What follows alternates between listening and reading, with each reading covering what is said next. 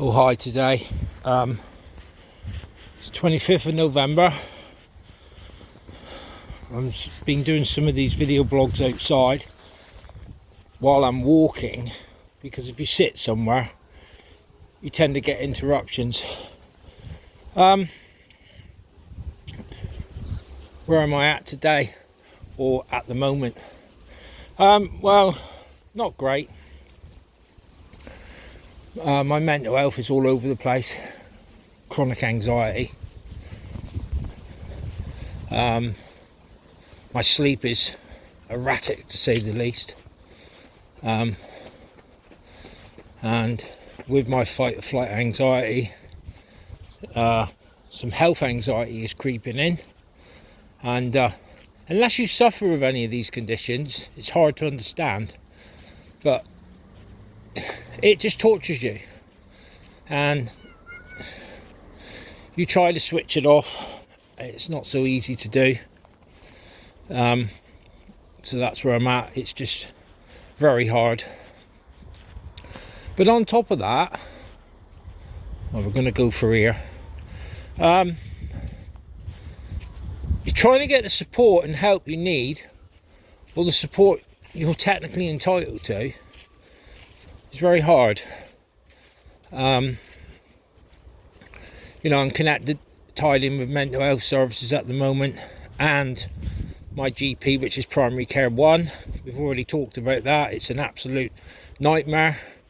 You end up in a mental health gap, which is, if you're technically not under Primary Care 2, which is mental health, and you're under Primary Care 1, which is your GP, you're screwed, because they send you to Primary Care 1. What they can give you at your GP is practically nothing. I've changed doctors now, because one thing and another over my meds and trying to get them, I got removed from my GP service. I end up with a letter from NHS England basically firing me. No reason given why. They just choose that the doctor is allocated to remove you from their service. Nice, thank you very much. When you have the issues I have, I like people to explain what's going on. But they didn't, they just fired me. So I've now registered with another GP. I don't give much hope on it, to be honest. It's just pretty much the same situation. And that's just adding to my problems. And I just feel there's very few doors to knock on when you're in crisis, or when you're not coping.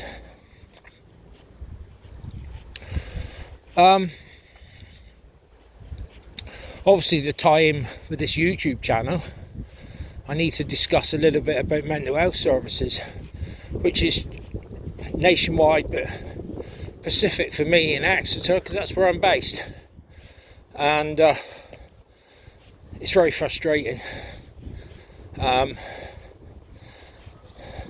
You've got the headquarters of Devon in Exeter.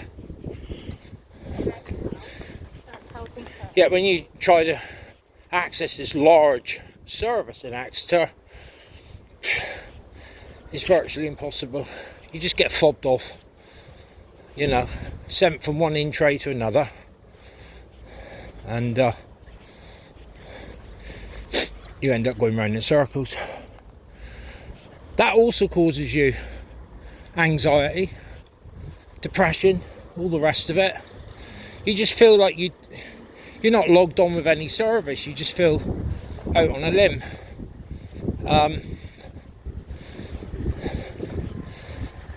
In Exeter, the setup is, as most of you know, if you're in crisis, you can't just go to mental health.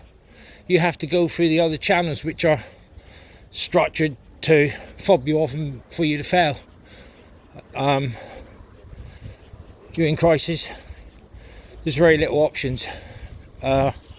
You can go to your GP and tell them you're having a mental health crisis. They're not interested. They'll just forward you to A&E, ring an ambulance, etc.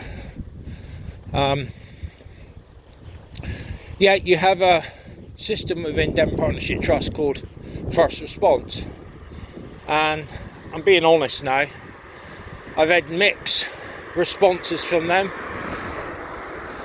There are a few nice people there, and if you're watching my video, the people I've engaged with, then I thank you for being human and treating me with some empathy. But that's not always the case. To be perfectly honest, sometimes you get a right bastard on the phone, or you'll get someone who really isn't listening to your concerns. They're going through a checklist on a computer. You can hear them typing away and writing, and you go for this chat system where they're asking you some, I think, some stupid questions sometimes, and somewhat of a dead end. So that's not great. If you're in real crisis, you can't even get to the place of safety. The only way you can get to the place of safety is under a police escort, under what they call a mental health 136 section. That's not great. I've not touched on this subject before in my videos. I went to the place of safety once with my rent money and council tax money. I got it in cash, but unfortunately that day I went into a mental health crisis with cash in my pocket, which was not the best thing to happen. But I got picked up by the police and took to the place of safety under Mental Health Act, which is a 136, which means they can detain you under the mental health and they take you to the place of safety. It's just a mess. My money was counted up by the police. I don't think they were very thorough, but they did count it. They knew I had the money, and they took me to the place of safety. But when I left the following day, £350 in cash vanished. I left with 28 pence. How does that work? It's a place of safety, yet I was a victim of theft. And the services in question will deny that, but they can't, because there was a formal police investigation with members of their team for theft. So all this is just like added trauma to your problems. If I had my way, if I was in a position to make change, which I'm not, I'd restructure the whole lot. It's just, it doesn't function. Yet, the way it runs costs a considerable amount of money in wages and costs, yet it doesn't function. Someone needs to look at it and fill in these huge gaps which are missing when you're in crisis. But they don't want to. It suits them. It's structured that way. So, that's where that is. The last thing I'm having problems with at the moment is somewhat due because I've changed GP practices, but not really, is my medication. I mean, Christ's sake, how hard is it to have a batch prescription every 4 weeks for my meds and a post-dated prescriptions for my medications for sleep? And how hard can that be? Well, it is, because it's all controlled by computers. It's all in the cloud. And it goes wrong. And when it goes wrong, your prescription gets completely screwed up and you're without meds. That's another trigger for more stress and more anxiety. If you're on medication for, well, anything really, but if you're on medication for your mental health and to aid you with sleep management, running out of your meds continually, it causes a lot of stress. So yeah, that's a big problem. I've moved pharmacies. I've now gone to the main Boots in my town. They can't seem to get it right. Often I'll go there and they go, oh, there's no meds here for you. It's been cancelled. What does that mean? Who knows? I ask them, they don't seem to know. They just say, oh, the computer says it's cancelled. So then you go back to your GP and say, look, my meds have been cancelled. I can't get them from the pharmacy. Do you know why? Oh no, we don't know nothing about it. It's down to the pharmacy. And you end up going around in circles. They blame each other. They don't take responsibility. In the meantime, I'm walking around like an idiot trying to sort my meds out. This is the problem. You know, all these things could be minimised by people doing their job correctly and stop relying on stupid computers. So that's where we're at.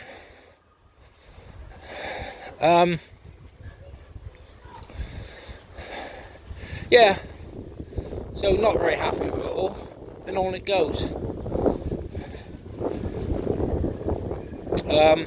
Lastly, for today, next month I've got an appointment with someone with Devon Partnership Trust. I'm not sure what it's about. Touch base with a few things, and I can tell you from the off, it won't achieve nothing. It's just them calling you in and ticking a box so it looks on paper and on your medical notes that they've seen you. They won't have no plan. They won't have no structure to move forward. It's just nonsense. It's just a exercise in we've seen you and we'll tick a box to say we have. But you know, what am I supposed to do? I've got to take what I can, and it's not much. I want to build this YouTube channel to be stronger and bigger for the future. I've been offered some additional support. This isn't about self-promoting. This is about getting some extra help to make my YouTube channel better for a wider audience. And you know, people will criticise me and going, oh, you're self-promoting. Not really.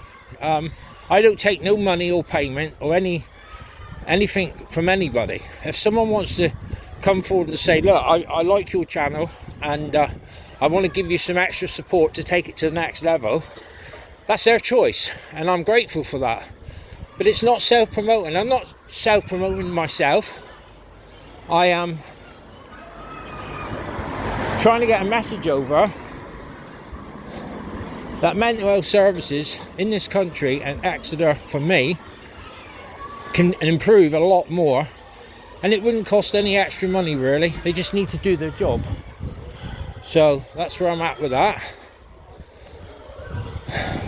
And at the moment I'm now walking to a support group I go to, which, yeah, it's a bit frustrating to be honest.